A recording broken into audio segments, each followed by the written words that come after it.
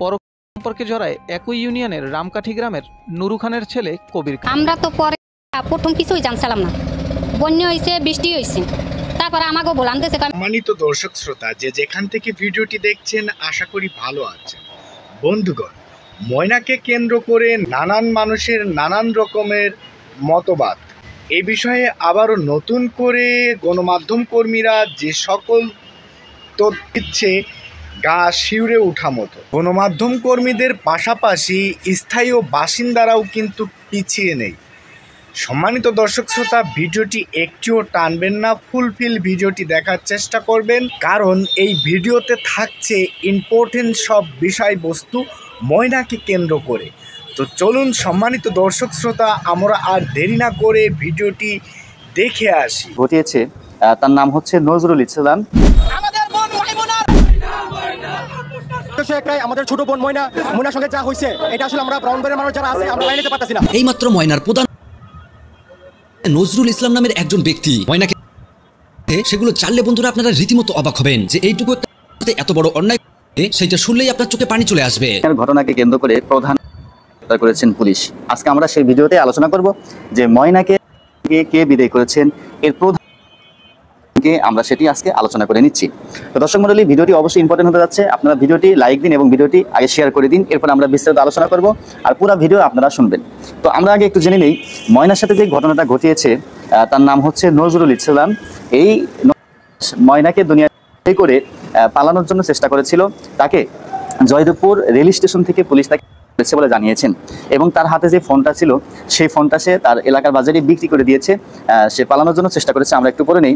তো আজকে যে ময়নার বিষয়টি নিয়ে আমরা আলোচনা করব, আজকের এই ময়না কিন্তু ব্রাহ্মণবাড়িয়ার সেই ময়না নয়। আজকের ময়না হচ্ছে ভালুকার সেই ময়না। আপনারা দেখেছেন মা এবং দুই সন্তানকে যে ঘরের ভিতরেই গলা করে দিয়েছে, সেই ময়নার কথা আমরা বলবো, এবং ব্রাহ্মণবাড়িয়া সেই ময়নার কথা আমরা আরো একটু পরে বলবো, এবং সেই ময়নার কি রিপোর্টটা বের হলো সেটা আমরা আলোচনা করবো। তাই আজকের ভিডিওটি অত্যন্ত ইম্পর্টেন্ট হয়ে যাচ্ছে, অবশ্যই আমার সাথে আপনারা থাকবেন।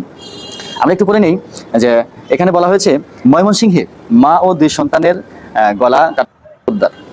ময়মনসিংহের ভালুকা উপজেলায় এক নারী ও তার দুই সন্তানকে গলা করে আজ সোমবার সকালে পুলিশ তার দেহ করেছে। নিহত ব্যক্তিরা বলেন, নিহত যে ব্যক্তি তার নাম হচ্ছে ময়না বেগম, তার বয়স হচ্ছে 25 বছর। তার 7 বছর বয়সী মেয়ে আছে, তার নাম হচ্ছে রাইসা আক্তার, আর 2 বছর বয়সী ছেলে, তার নাম হচ্ছে নীরব। তাহলে দুই সন্তান সহ সেই ময়না বেগমকে কোন নরকে বিদায় করে দিয়েছে, এটা অত্যন্ত দুঃখজনক একটি বিষয় যে আমাদের দেশে এগুলো কি হচ্ছে।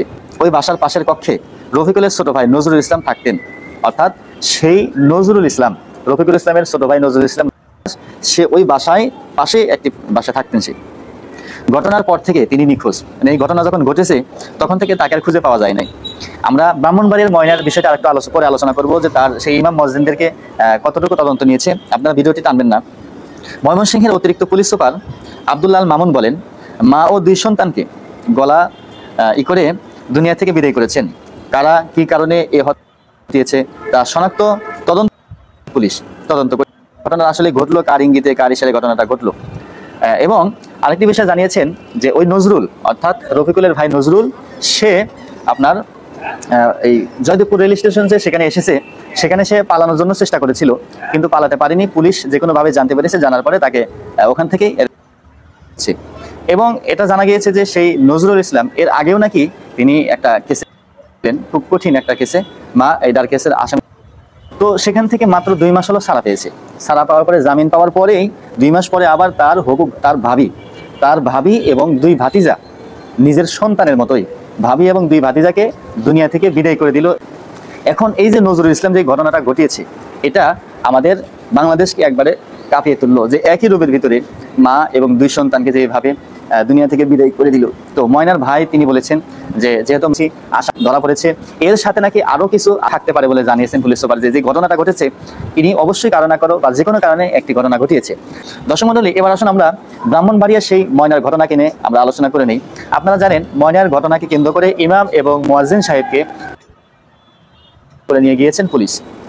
তো পুলিশ জানিয়েছেন যে তাদেরকে প্রাথমিকভাবে যখন জিজ্ঞাসা করা হলো, জিজ্ঞাসা করার পরে তারা কোনোভাবেই স্বীকারোক্তি দেয়নি। তারা বলেছেন যে আমরা এই ঘটনার সাথে কোনোভাবেই জড়িত নয়, এবং তাদের যেই ফিঙ্গারটি নেওয়া হয়েছে আমরা জানতে পারলাম সেই ফিঙ্গারটিও তাদের কোনো শনাক্ত করা যায়নি, শনাক্ত হয়নি, অর্থাৎ নির্দোষ প্রমাণ হয়ে গিয়েছে।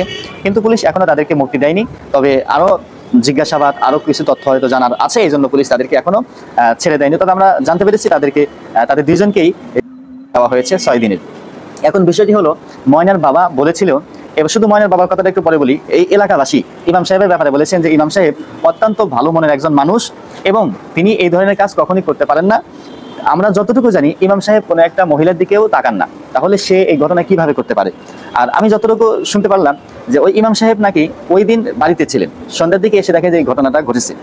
যাই হোক, সেটা এলাকাবাসী সকলেই বলতেছেন যে ইমাম সাহেবকে আপনারা মুক্তি দেন, কারণ ইমাম সাহেবের ঘটনা ঘটাতে পারে না। ময়নার বাবা এবং ময়নার ফ্যামিলির লোকেরাও ইমাম সাহেবকে ওইভাবে ধরে না। তবে ময়নার বাবার কথা হচ্ছে যে এখন যেহেতু এখনো হয় নাই, তাহলে সবাই থাকতে পারে। সম্মানিত দর্শক শ্রোতা, ভোলা এবং ব্রাহ্মণবাড়িয়া ময়নার সাথে যেরূপ ঘটনা ঘটলো, আসলে এটা মানবিক মানক্ষুণ্ণ করে বটে। তবে এইরকম বিষয়ভিত্তিক যদি অনার্গল হতে থাকে তাহলে এটি সামাজিক বৈষম্যের একমাত্র কারণ হয়ে দাঁড়াবে। তো সে বিষয়ে আমাদের আরও সচেতন হওয়া উচিত এবং এইরূপ ঘটনা যারা অনার্গল ঘটিয়ে যাচ্ছে তাদেরকে আমাদের প্রতিহত করা উচিত। তো সম্মানিত দর্শক শ্রোতা, এ বিষয়ে আপনার মতামত কি সেটা অবশ্যই কমেন্ট বক্সে জানাবেন এবং নতুন হয়ে থাকলে চ্যানেলটি সাবস্ক্রাইব করবেন। ভালো থাকবেন, সুস্থ থাকবেন, ধন্যবাদ।